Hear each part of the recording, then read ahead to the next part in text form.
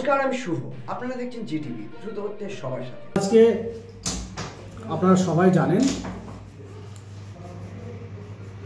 যে ডক্টর ইমন কল্যাণকে ডোমকল থানার ভারপ্রাপ্ত সাব ইন্সপেক্টর যেভাবে প্রভাবিত করেছে, সারা বাংলার মধ্যে একটা নজিরবিহীন ঘটনা। কারণ একজন ডক্টরেট, একজন আইআইটি ছাত্র প্রাক্তনী,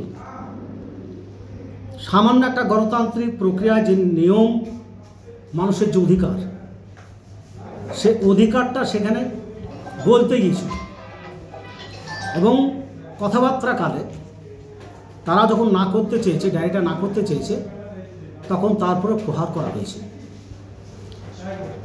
এই বিষয়টা আমাদের অল ইন্ডিয়া কংগ্রেস কমিটির যিনি আমাদের নেতা মাননীয় অধীর রঞ্জন চৌধুরী, তিনি বিষয়টা যেভাবে জানেন, সঙ্গে সঙ্গে আমাদের ডোমকল ব্লক কংগ্রেসকে, সাব ডিভিশন কংগ্রেসকে এবং টাউন কংগ্রেসকে তিনি বলেন সেখানে গিয়ে এই বিষয়টা তদন্ত করো, দেখো কী বিষয়টা। আমরা সে বিষয়টার জন্য আজকে গিয়েছিলাম ইমন কল্যাণের বাড়িতে। তার বাবার সঙ্গে আমাদের কথা হয়েছে, তার পরিবারের সঙ্গে, তার মায়ের সঙ্গে আমাদের কথা হয়েছে। যেভাবে তাকে প্রহার করা হয়েছে, এটা সত্যি নিন্দনীয় ঘটনা। আমরা চাইছি এই যে ইমন কল্যাণ বন্দ্যোপাধ্যায় একজন ডক্টরেট, তাকে অন্যায়ভাবে বেধড়কভাবে যে পিটানো হলো, তাহলে বাংলার সাধারণ মানুষ তাদের নিরাপত্তা কোথায়?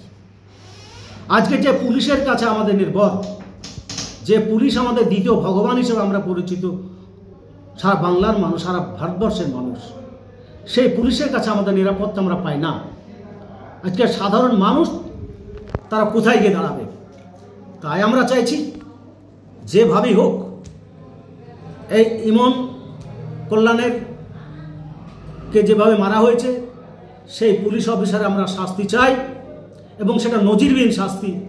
সেই সঙ্গে বাংলার মানুষ, এই ডোমকলের মানুষ, সাধারণ মানুষ যাতে পুলিশের কাছে গিয়ে তাদের সুবিচার পায়, এটা আমরা ভারতীয় জাতীয় কংগ্রেসের পক্ষ থেকে আমরা আর্জি জানাচ্ছি।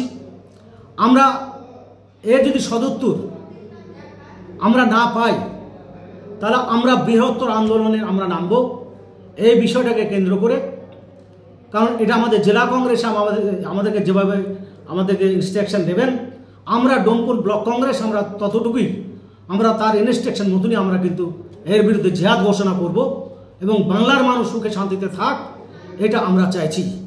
পক্ষান্তরে আমরা সত্যি আর একটা খুব বিষয়, দুঃখের বিষয়, আজকে যে তৃণমূল সরকার, যাদের পুলিশ আজকে এই ডোমকলে এমএলএ আছে, আজকে এই ডোমকলে এমপি, আজকে এই ডোমকলে চেয়ারম্যান, আজকে এই ডোমকলে কাউন্সিলর, অথচ সেই দুঃখী পরিবারের কাছে তারা আজ পর্যন্ত তারা গিয়ে তাদের যে দুঃখের ভাগ, তাদের যে কষ্টের ভাগ, তারা এতটুকু কিন্তু নেওয়ার চেষ্টা করেননি।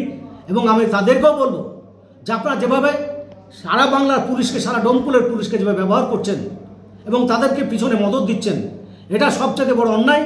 একদিন আপনাদের পিছনেও এই পুলিশ কিন্তু লেগে যাবে। এটাই আপনাদের কাছে আমাদের বিশেষ অনুরোধ, আপনারা বিষয়টা লক্ষ্যের সঙ্গে দেখুন। আপনারা এতক্ষণ দেখছিলেন জিটিভি, দ্রুত হচ্ছে সবার সাথে। জিটিভির আরও নতুন নতুন খবরে আপডেট পেতে এক্ষুনি লগ ইন করুন www.gtblivenews.com।